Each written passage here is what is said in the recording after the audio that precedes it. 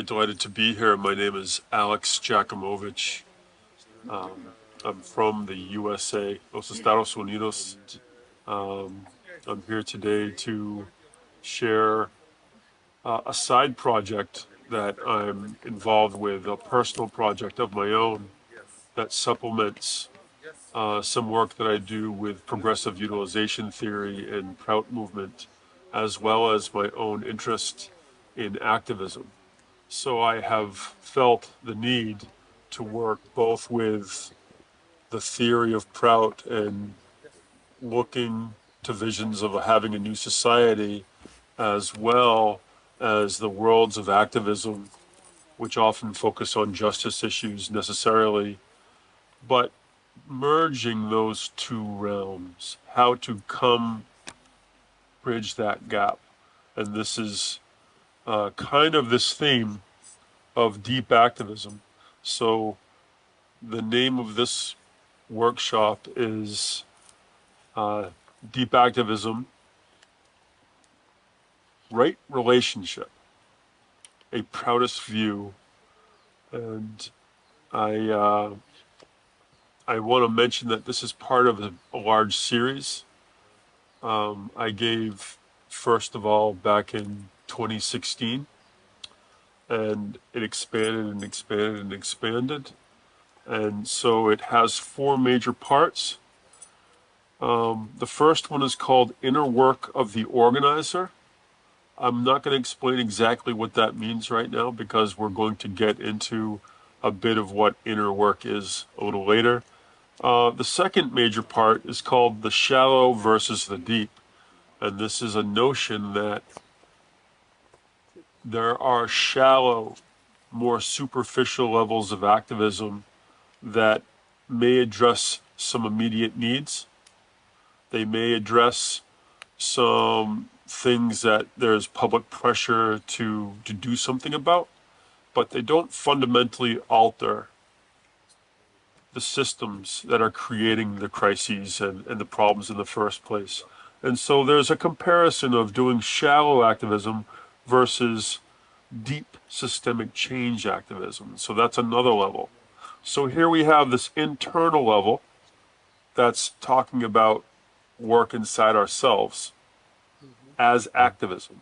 And then we have the second level called the shallow versus the deep, which is moving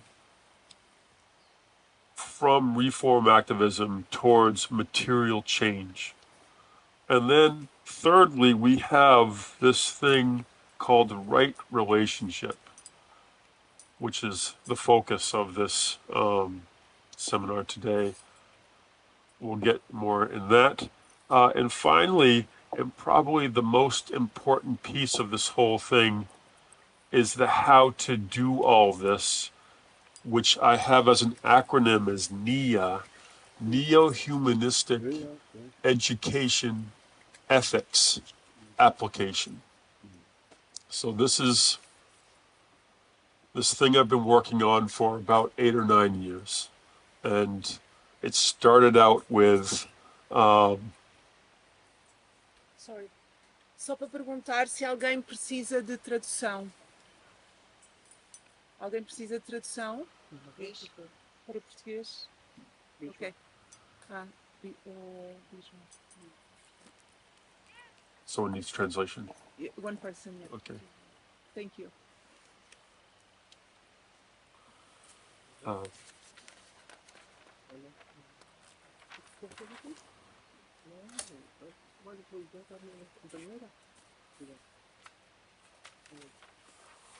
So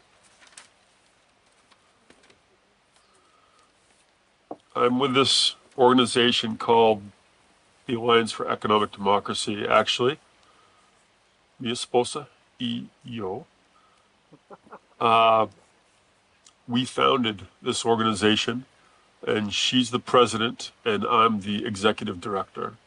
And we created a super group of organizers who are in our board, and we're just getting incorporated now.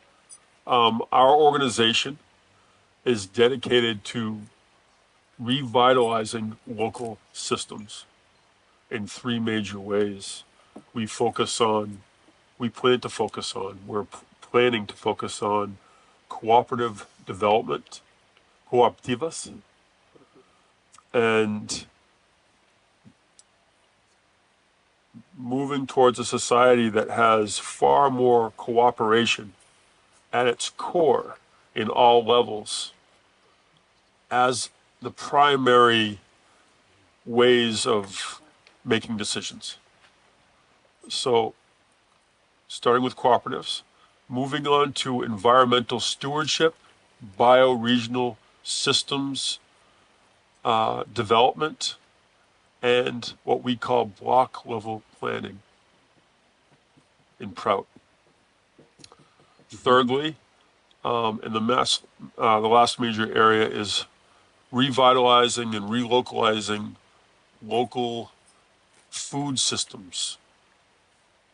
Most food systems travel in the United States on average 1,700 miles to get to where they're delivered.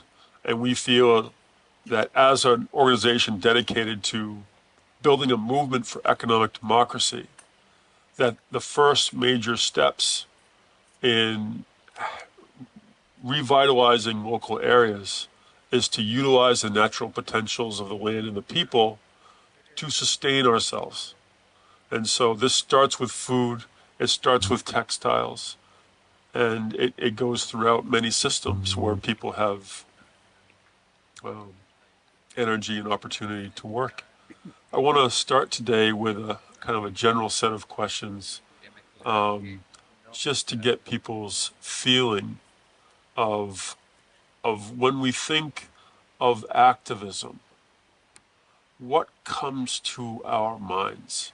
And I want to ask an open question to anybody here, especially someone who doesn't know me super well. So I'm curious. Going on the streets. Can we give him a microphone? I can, yeah. Okay. For me, activism is connected with going on the streets and taking back the place and space that belongs to the people and retake it like from the state and the system, and yes, empower ourselves also with slogans, empowering through the voice on the streets, bringing visibility to the subject that we have chosen to do activism. Did everybody hear that? So, Aliens are thank you so much. That's a terrific. So, taking to the streets to empower ourselves to stand up for justice, to take back spaces that we feel have been taken from us. The decision making has been taken from us. Very good. Anybody else? What do they feel when they hear the word activism? What does it mean to you? Where are you pulled into this? Anybody? Yes. Basically, well, what I understand is take actions to create change. Very simple. Say again. Take Actions to create change. Actions to create change. What kind of changes do you want to see? Well, changes for me mostly are like ecological and environmental changes, but it's of any injustice, no social injustice, or it's like what the people feels is right, you know. Very nice. Very nice. I appreciate that response as well. That's very good. Yes, when we see injustice, we step up and say, we need to step up. We need to take responsibility and do something. Very good. Okay. I haven't gotten too far in, this is the furthest thing I wrote this morning. I've been sick with an illness for the last 22 days, and it's a lung infection where I was in the hospital for almost 6 hours 2 days ago. So I'm a little bit slow on getting prepared, and I only made a determination yesterday I would be doing this presentation. that I had committed to. So I want to first say that I am a longtime student of philosopher and spiritualist P.R. Sarkar from India. P.R. Sarkar was a great intellectual figure and a spiritual master of sorts. And he had a vision for explaining human existence in three main areas. And these three main areas are, he said, that human beings have a physical existence, that we live in this world, we have bodies, our bodies are constantly undergoing change. This world is constantly undergoing change. We have some adjustment in this world with our bodies. We have some adjustment in society. We also have a psychic, a mental, an emotional, an intellectual. We could even say intuitional at the higher ends, part of living, that what may separate us in a certain ideology is that from animals, animais, I don't know how to say animals in Portuguese. What separates human beings from animals, what we could say a human dharma from an animal dharma, the fundamental characteristics of being human is that our life is primarily on this psychic sphere, and that an animal may be said to be somewhat different from us because they're predominantly in the physical sphere. They're dominated by physical tendencies, and they also have these existences, but they may be less pronounced. And thirdly, there is this spiritual dimension, and I want to ask what we think that means. What does a spiritual existence mean to you? Does anyone want to say?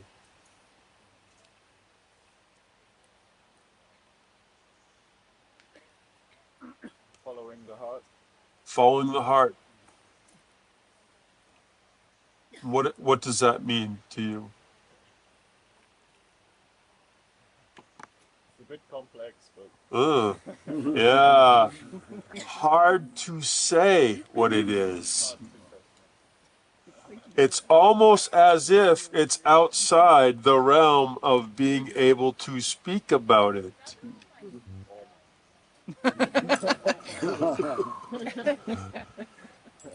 So I want to say that I'm not going to get super deep into this aspect, but I'm going to say a few things.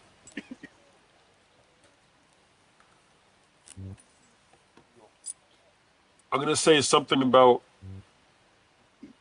what the proper alignment, the proper relationship, when things are in right relationship in these areas. With the spiritual area, what we will notice from an individual or a group, I'm going to make a claim here, a statement, and I hope that we all can agree to it, is that in the mind of the individuals, they will be feeling connected and feeling empathy with others. That when they're in right alignment with a spiritual aspect, they will be drawn to something beyond themselves, feeling that they have unity beyond this body with other beings. They're going to feel drawn to go deep within and have access to channels of love and sympathy that many people who do not consciously or make any effort to develop themselves spiritually, they may not have the same corresponding level of benevolence in them.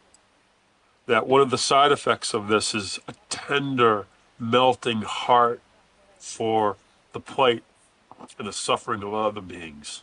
So, Sorry, is it this opposite of materialism? So if you just not, so you don't need to go for this, just not to be so materialism. materialism is actually a philosophy in the psychic realm. So not exactly the opposite.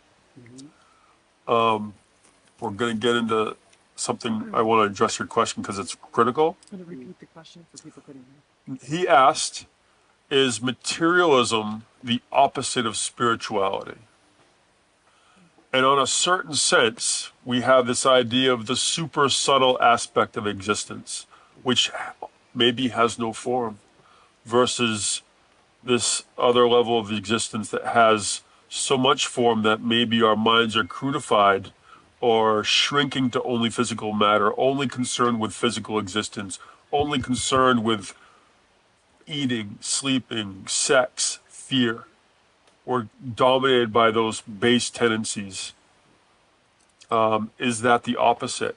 And I would say that actually that's not exactly, because I think that's just a psychic movement going towards physical versus a psychic movement going towards spiritual. We're moving away from the spiritual and going towards, we're degrading minds, becoming self-interested, only looking at what's good for us, how we can extract pleasure from other beings.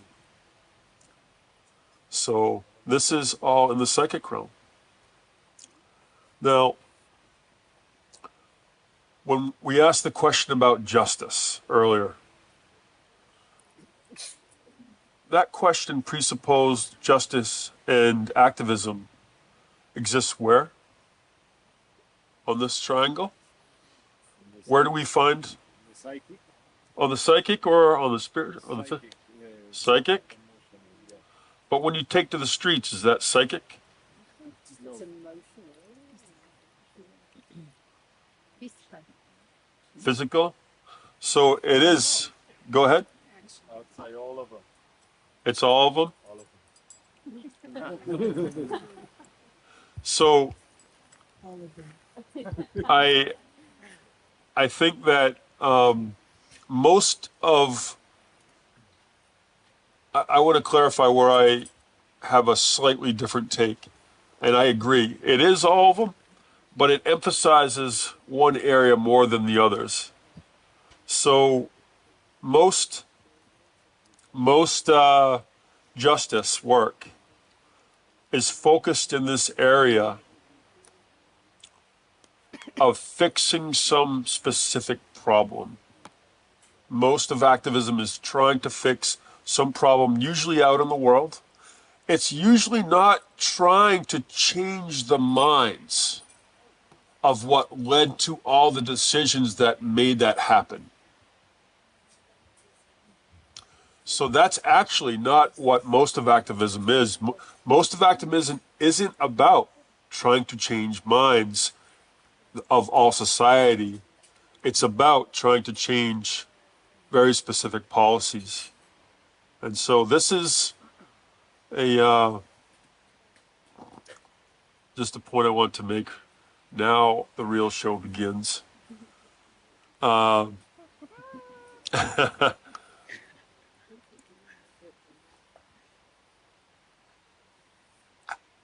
want for us to imagine what challenges personally we have.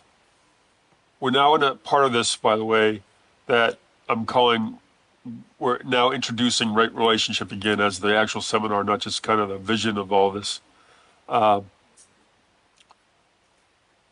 3 dimensions, purely internal, inside yourself only with no connection to others, but just what does right relationship mean to you, us as people, in the physical level, in the psychic existence, and spiritually. The second part will be something similar, but in all of our direct relationships, what does this right relationship look like, and what can it mean? And I'm going to leave this one alone for now, because people that have a spiritual practice might be able to say more about it, but we'll talk primarily about these. I want us to envision very quickly, how do we imagine our psychic and physical existence and our challenges? You know, what challenges do you have as a person? Anybody? Physically, let's talk about the physical end. I have severe asthma. And if I don't take care of my asthma, I get very, very ill.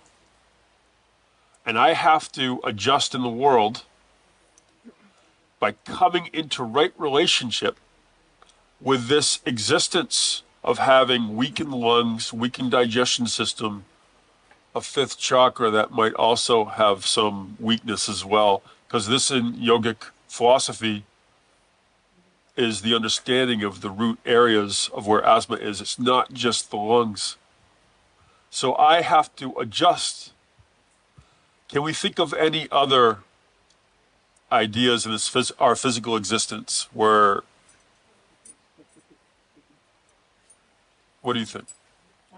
Personally, I'm very sensitive. So sometimes if I am in some environment where there is some,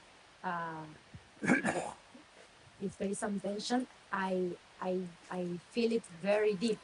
So I struggle too much to like to clean myself from all the external influence and to really find my inner voice, my inner my inner being. So I need sometimes like silence and be alone to just clean myself and feel clarity. Yeah, this is something Wonderful. that I struggle. Thank you. One other person. Physical exhaustion. Physical exhaustion. We have to maintain our bodily integrity. We have to have space to take care of ourselves so that we can have enough comfort to have clarity of mind. These are pretty basic ideas, right? And psychically, we can come up with very similar situations all the time, right? So we're going to break up into groups of about 4 people, and we have an exercise, and this is to draw out some ideas. And I'd like people to turn to those that they haven't met before, and we're going to ask 4 questions. So, a moment of strength that you had internally. Share a moment of strength that you had just about yourself or something that you did for yourself. A moment of learning. Growth edges. Where do you see your points of strength? Where do you recognize that you have gaps? Where that you haven't done what you need to do to take care of yourself? And responsibility for reactions. Share a moment where you experienced shame or regret or had a strong emotional reaction, recognizing what circumstance triggered you, but with the understanding that you are responsible, not others, for your own feelings, for your responses. That you're taking responsibility. You were triggered by something, and something affected you deeply. So, a moment of strength, a moment of learning, growth edges, where you recognize your strong points and where you have gaps. And this 4th one is responsibility for reactions. And how long do we have for this? 4 minutes, and then I want you to swap partners to other. Well, let's just do 4 minutes, and then we'll share back with the group. Okay.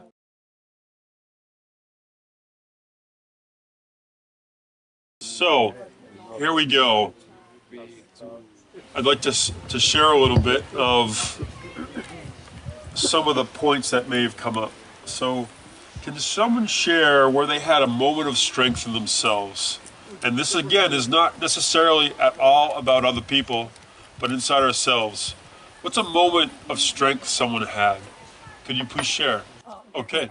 A year ago, where's the other?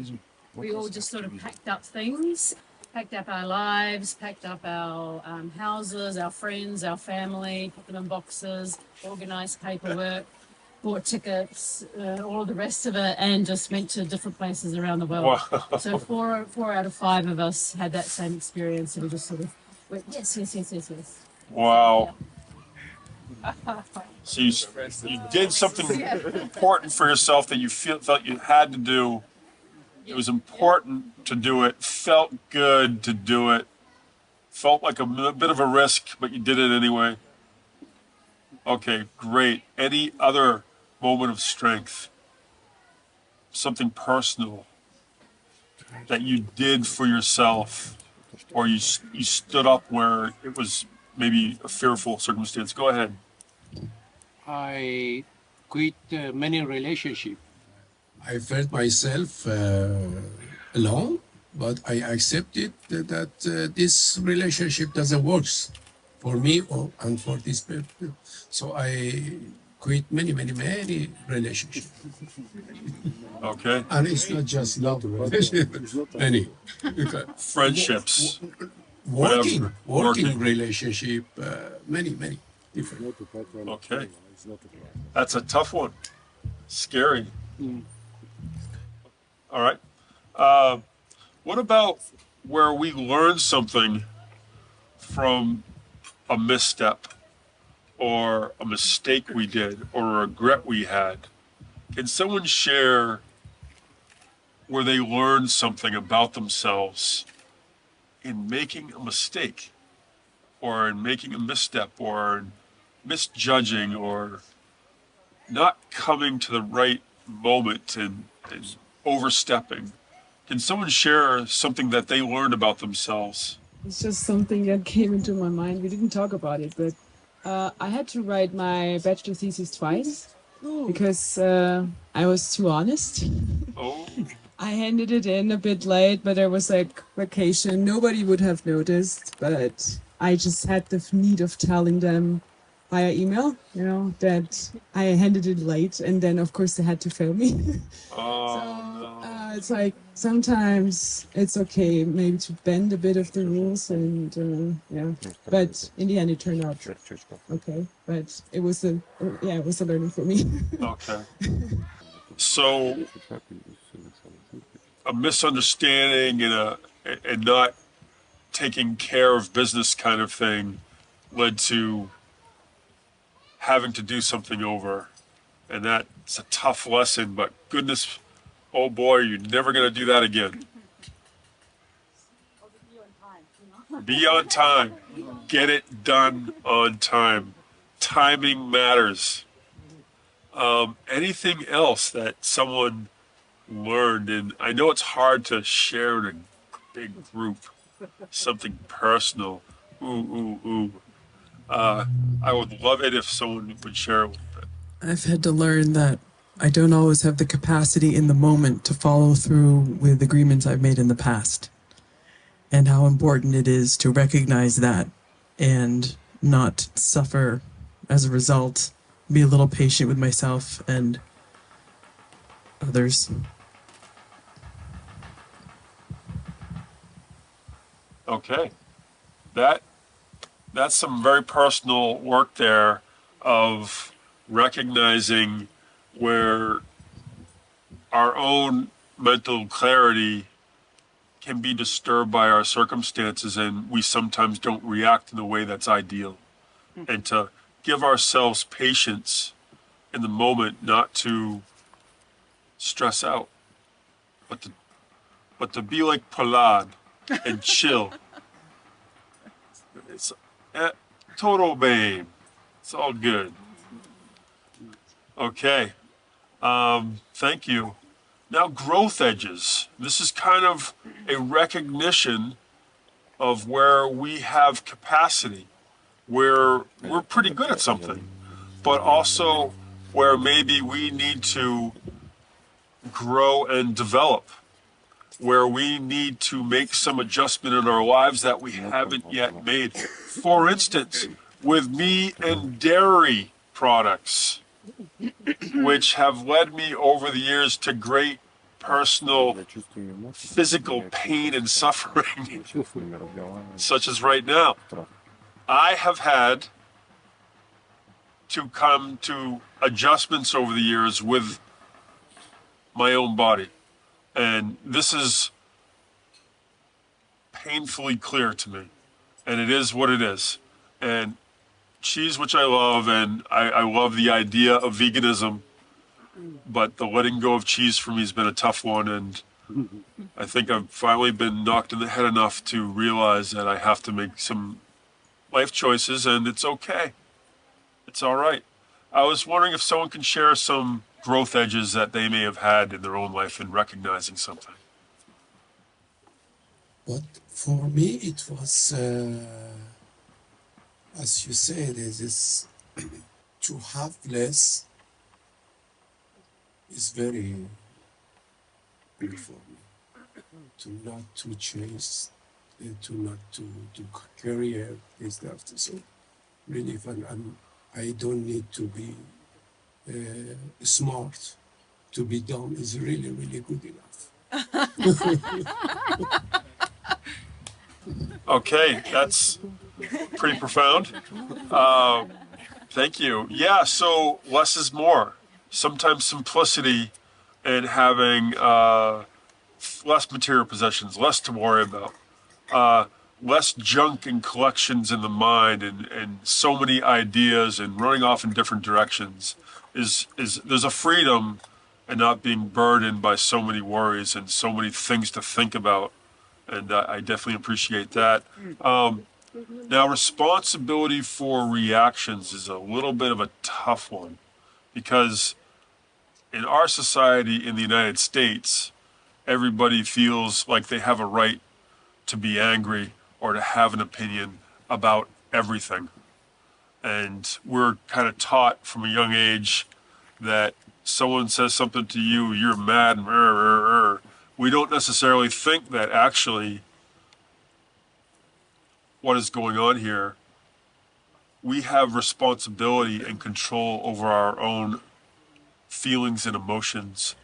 Others don't actually have that control unless we cede that to them, we give that to them, unless we feel like we have no agency, we feel like we have no power, then we get clashed out, we could say. We get really tense.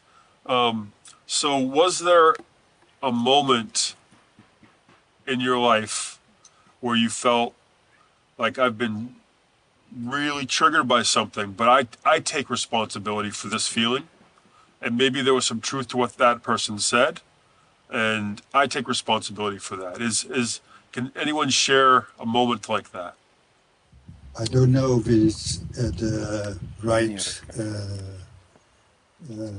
thing, but I learned a long time ago NLP, Neuro-Linguistic Program, and I started giving courses. And in these courses I did exercises with students. And one of the students flipped completely out. And she was shocked. And after the course, I was talking with her, and she came out that her father was abusing her. At that moment, I realized for myself that it is my responsibility, because I triggered this, that I know how to act. And that was for me the moment that I went to a course to become a therapist and to know how to react. So I don't know if it is the right thing, but that was for me a moment that I thought I have to take my responsibility. Thank you for sharing that. That's very deep. I have learned the most by making mistakes in my life. So to become a good electrician, I'm an electrical contractor in the United States. I'm an electrician, and I make a lot of errors when I first do something. I make so many errors. Everybody does. But in the course of time of making the errors, we realize what we don't want to have happen and how to begin to avoid those things. And it takes some interpersonal skills to work with others in this world to do social change, to do economic change. We have to become fairly skilled at taking responsibility for our own feelings and situations. There are all kinds of moments in organizing and in activism work where people are being really clashed out and very dramatic. And how do we begin to face these challenges? Probably by having a calm mind, and probably by giving the other person the benefit of their having a moment. I don't know the real issues that they face. Let me just hear them, right? Let me just hear the honesty of their expression. So this first part that we just are finishing up now, and we're going to run probably about 10 minutes late if I try to get through everything. And I hope I don't rush the last section, which is the major piece, which gets into Prout work. But this is all an introduction to this higher level of right relationship in relation to inner work, right? So some of the things that came up, there's three main points. There's an authenticity required in this work to really go deep and to be vulnerable with ourselves, looking at ourselves. Where am I feeling timid and shy? And where am I feeling shame and pain in myself? Unrelated to other people, but where am I feeling that? Why do I think this is happening? Who am I blaming? What does my mind try to do to avoid this discomfort and project on other things? So this work is very challenging to become authentic. So in alignment with our values of what we want to do with our actions is this authenticity. And the primary attribute of this authenticity is being vulnerable enough to be yourself and to be authentic in appreciating and being sincere about your own personal growth. So that's authenticity. There's another one where I call it step up, step back. It's called this in the United States with organizing and activist work. The art, the practice of when to step up and to assist, to assert yourself and share your opinions, to take up some space for your own development. But in the next section, we'll be getting in relation to other folks, but stepping up to take some action. Taking more responsibility. Some of this requires leaning into uncomfortable situations. For instance, if there's a great person, a wonderful person who's very shy about singing in public, who takes some discomfort in the thought that they may not sound perfect, that our path to growth is to lean into these situations where we may feel some discomfort, and that's how we grow. So stepping back, not taking up so much space, stop eating cheese in my case, pulling back our energy from what we should not really be involved with. That's not for us. Stepping back. Later on, in relation to others, our stepping too far forward is dominating for their energy. And sometimes too much stepping back, we're not providing comfort. So there's an art to this. And our awareness of stepping in, stepping back is part of this. Lastly, there's one I call knowing your zip code. In Greek, there's a term I can't quite remember, or Latin, know thyself. Understanding where you are and not where you think you should be, or where you should be, what you should be doing necessarily, but where are you right now? What are the things that you're really confronting? These are starting points for navigating growth and knowing your real coordinates of where you need to go. So these three areas, authenticity, step up, step back, and knowing your zip code, knowing yourself, knowing the field of what you're doing, are kind of critical moments, critical points. And this finishes this first of the three sections. So second one, we're now in the second of the three sections of the seminar,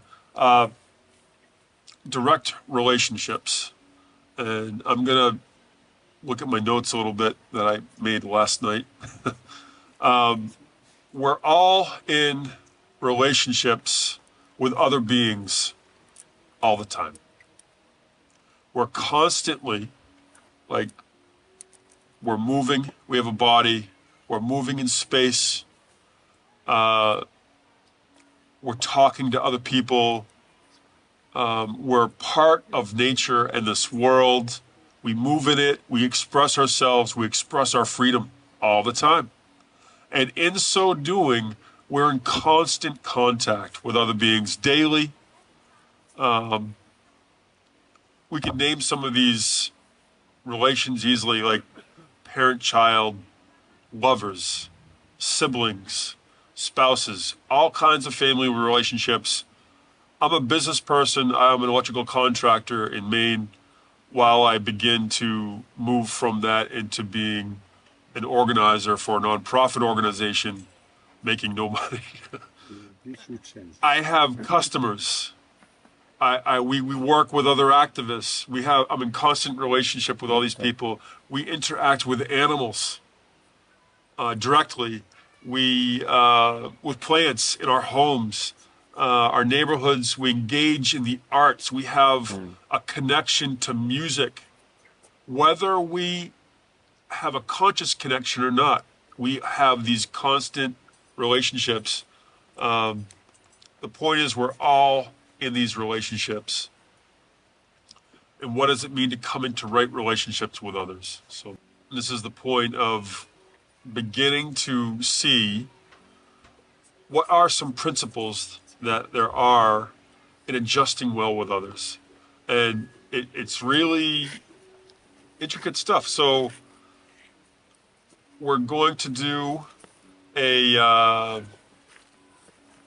another exercise. This is a big one, and I probably need some help writing this down, Shri. So I want you to think about a trauma or crisis. It could be personal.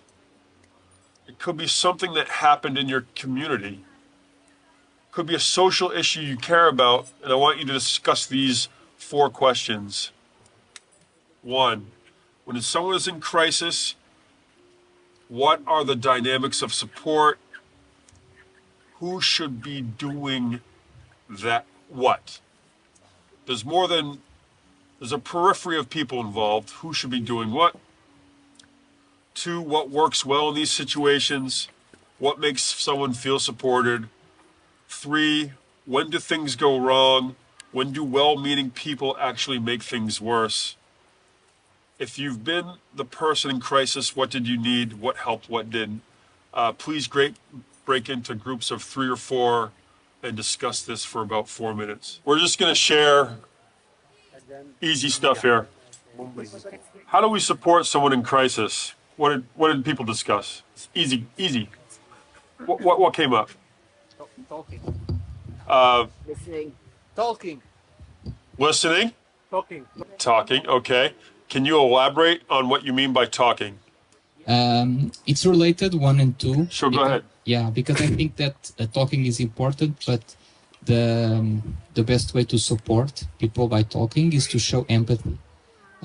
Because I think when someone is in a crisis, the best way to help is letting them know they are not alone. Ding, ding, ding, ding, ding, ding, ding. We have a winner. Thank you. This is a very good appreciation. Okay. Appreciation. So yeah, that's it, basically. Very good, very good. Any other ways to support someone who's feeling trauma, who is in crisis? How do we do that? The opposite of talking, being silent, holding space, waiting, and then after creating that space, like sensing what do they need, and then maybe someone that they feel comfortable with can go and talk to them. And also, like, after creating the space, allowing them, someone in our group suggested, that may help them to, because ultimately for the true healing, nobody else can do it. They have to do it themselves, right? So we can just facilitate. So they can allow them to feel everything, but create the space for them and know that you're there for support, but allow them to feel the feelings they need to feel rather than like, no, don't feel bad. Everything's okay. You know, we're here. So in a traumatic situation, you have many people. You have people that are close to the person, you have family members, you have friends, you have people on the periphery that may have they heard about something and they know a person. Who gives the support? The person that the victim's most comfortable with. Someone who's very close to a person. And what about the others? What do they do? I think it is a systematic thing. Like if there is a closer thing also, it has a longer system, a larger system that the others rely on. So it ultimately has to be a very holistic from the larger end to the smaller end, allowing multiple smaller things to do things on their own. But if the larger thing collapses, the smaller thing will not work. Okay, great. So we've done really the first 2. When do things go wrong when people that want to help, but they don't and they make it worse? Lying. So you said lying. Yes, well-intentioned people may make a mistake, at least in my view, of lying to make the other person feel better. But I think that ultimately, in the long run, lying is worse for the person who is going on a crisis situation. Okay. Go ahead. I was just saying, when all the well-intentioned people think that their intention is better than the other person's intention, and my intention is the only right intention, and they're not willing to compromise and not willing to accommodate others because my well-intention is the best one. And then it breaks, it collapses, and it doesn't go anywhere or goes in the wrong direction. I think that is also a point where everyone thinks I'm doing the right thing, but that doesn't lead to anything. Okay. Yeah, just to build on that, sometimes someone like has this ego of wanting to be the savior, you know, so they can come in and then it's not the right intention anymore. I think before that, a couple of things came into my mind and how someone who's well-meaning can sort of mess it up. One is if the person who's in crisis or trauma is not ready, like, and you just jump in and maybe they need silence or just to be alone for a bit. And the other way is if a person has a specific crisis response to someone in their life or in their past, like their father or their friend or their boyfriend, and you, even though you're not trying to, you remind them of this person, you can trigger the trauma again. Yeah. So that's why it's very important to create a space where the person can then open up and approach someone that they want to help them through this process, rather than everyone just going in and few of those people triggering this person. Even, you know, unintentionally, you remind them of someone that might have traumatized them in the first place. Okay. Thinking that what worked for you will work for the other person, and maybe you went through the same trauma, to the same situation, and think what works for you. Like, I went through that, so I know like what will work for you. You know, like maybe this is a good intention. Like I went through that process, but each experience is unique, and you know. So I think you have to just, yeah, that's it.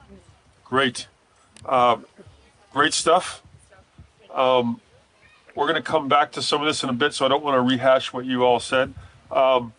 When you were a person feeling suffering and other people were there to help you, what helped? What didn't help? I can say that when I've been in a trauma situation, people coming to me and asking questions is not helpful. And telling me about their experience, like the sister said, or someone else had this similar experience to show that they understand is not helpful. Okay, that was what wasn't helpful.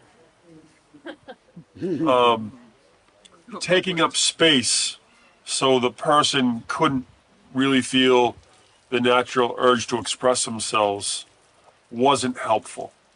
So what was helpful?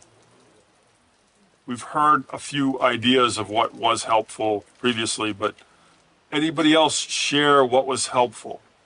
Being a person that had some kind of need of support and received that support, what worked? Can anybody share something?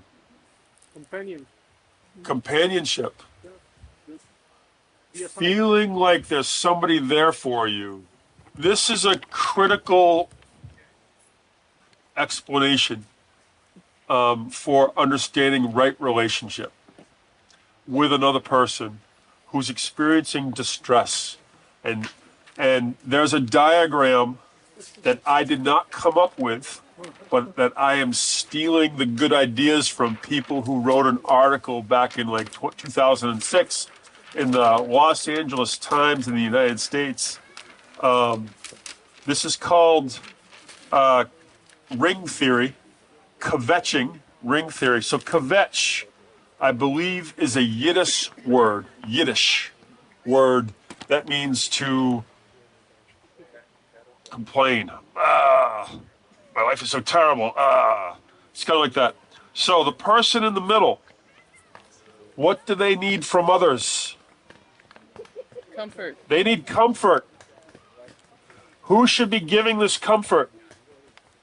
It really should first come from and primarily through the people closest to them, their partners, their spouse, their immediate loved ones, and outward, their larger extended family, their sisters, their brothers, nieces, nephews, you know, all of it.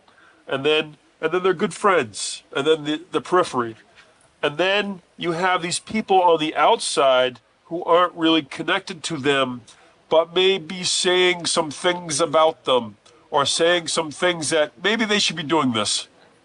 I don't know why they're in this situation. What doesn't help is when people dump on the person their own points of view that don't allow this person to express their pain, their natural feelings. What do? Their feeling is, their job is like a baby whose newborn is to cry, to express their grief, to dump outward, but receive comfort coming towards them. So, coming into right relationship in this circumstance means understanding our position in this ring of thinking. Understanding how close we are to the person that needs some support, and are we really the best person to give that? Are we overstepping someone else's role and jumping in front of the line and claiming that as our own in our good intention? Or do we politely listen? Politely listen to the grieving of their partners from their family members, politely listening, the friends listening to the family members. You know, there's a concentric relation. These ideas can be related to activism and to working for social and economic change. And one of the key principles, especially in the United States and much more recently, is the idea of centering the needs of those who are most impacted, that their sentiments, their ideas on their own feelings of oppression, that it's their voice that should be heard and not those of so many others having opinions that want to help out. How do we come into solidarity and into a proper relation of supporting people who are experiencing real grief as a community, who are being denied rights, who are being denied access to health care, who are being picked up in my own country, picked up and deported for having a certain color skin? How do we come into right relationship with these movements to resist?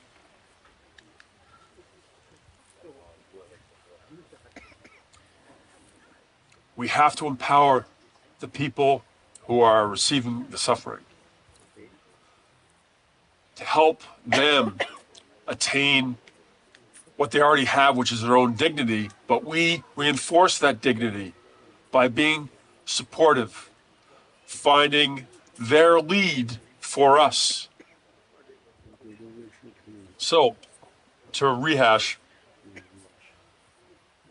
the application of the kvetching rings, again, kvetching to complain, to express discomfort, to dump out, but to receive comfort in, applied to organizing work.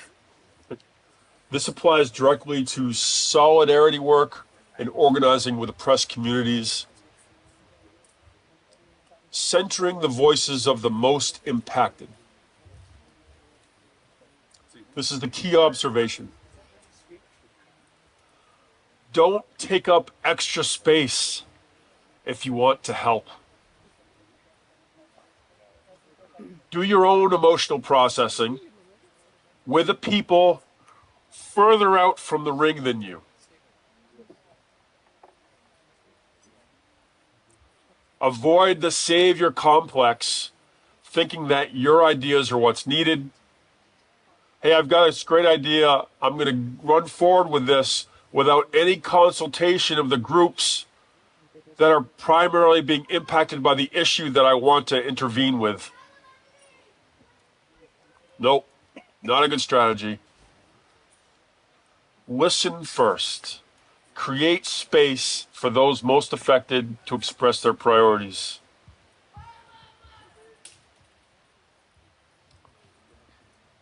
We're running out of time, and unfortunately we can only get through about 2/3 of the material. So I'm going to jump to a different idea entirely that is called prana dharma. And we're going to talk about this in relation to organizing work and then right relationship in communities and in society more generally. Prana dharma. It's 2 words, but it's 1 word. Prana dharma. Anyone familiar with these terms? What does prana mean in English, roughly? Vital energy. Vital energy, life force. The essential life force of a unit. Prana. What is dharma? Essential characteristic without which a thing is no longer a thing. The characteristic of fire is to burn. You take away the ability of fire to burn, it is no longer fire. Leche es blanco. Milk is white, but you take away the whiteness of milk, it turns into something else. Pranadharma is that life force, the essential expression of like an individual and how they interact in the world and express themselves in the world. How I came into the origins of deep activism, which I kind of have my own take on. Many other folks have similar views of deep activism, and we're going to get to the main content in just a second.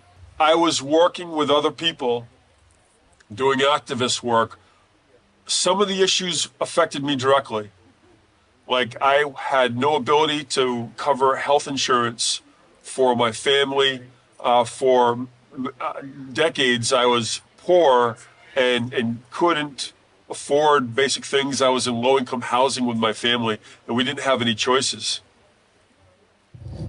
So I also was called in these activist spaces to come forward and become in solidarity with other people. And so I was working and saying, no, this is not right. What this oppression that's facing them is not correct. We should intervene. For instance, the governor of the state of Maine, Paul Page, did not want asylum seekers in Maine to receive housing for the first several months that they're in the country. So they come into the country in a refugee situation, and he wanted to deny them any housing assistance. This is not my issue, but my goodness, not in our names are you going to do this. So there's many circumstances where we all go along with a program in activism, but it's not an issue that directly affects us. It's more impacting other people. And that is a very important thing to do, is to stand in solidarity, to be in a space of justice, to stand for justice, to stand with those who are being oppressed. On the other side, I feel as if I have this internal aspect of my own nature which isn't being expressed in this form of activism.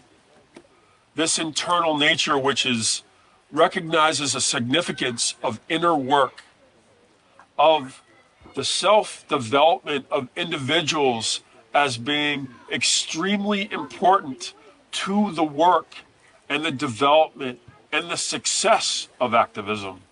There's a system of capitalism. The capitalism I'm going to describe in 3 areas.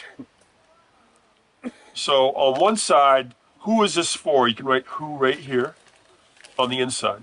You can write why right on the bottom, and then how. Why? Why do we have this system? We live in global capitalism. What is the purpose? What is the primary idea of this system? The primary idea is to maximize profits, right? Maximize profits under why. The purpose of maximizing profits is to benefit some people who own the vast majority of all assets in the entire world. The purpose of the system, their idea in this system, in this world system, is to maximize their power, their perception, their values, owners of the system. Now, how do they do this?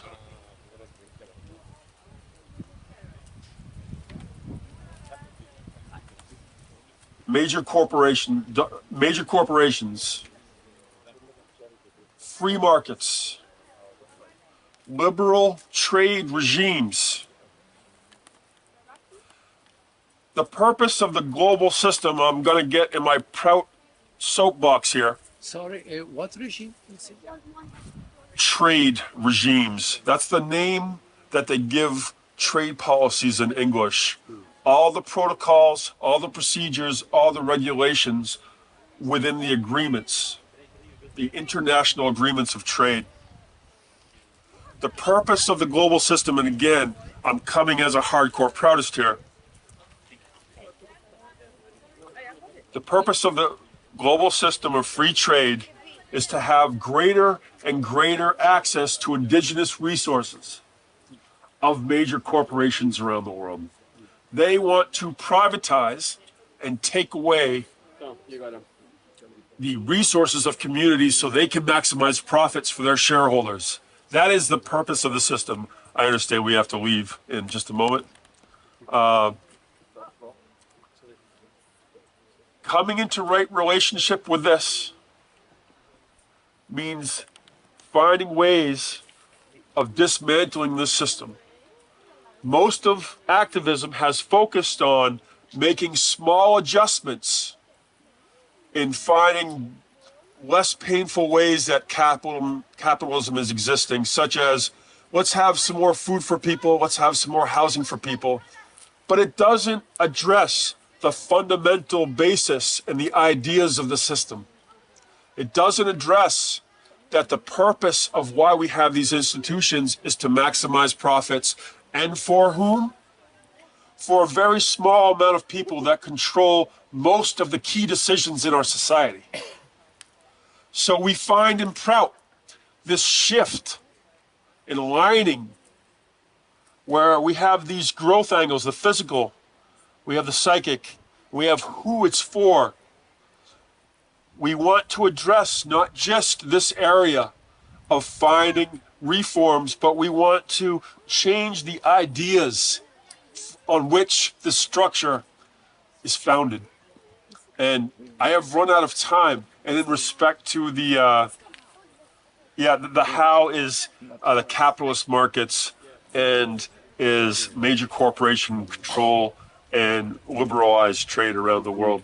I've run out of time, but the purpose of all of this is to, if we want to come into right relationship with the needs of the people and the needs of the planet, this system has to be transformed, or we face cataclysmic conditions for people and a destabilizing way of interacting with the world. I'm going to leave it here, and thank you for listening to this truncated version, but thank you. More or less we knew many long time, while we failed. So why we are here as we are. So let's take the system of the environmental movement, which is the biggest international activist movement in the world. The environmental movement, it's primarily concerned with making some adjustments on this physical level.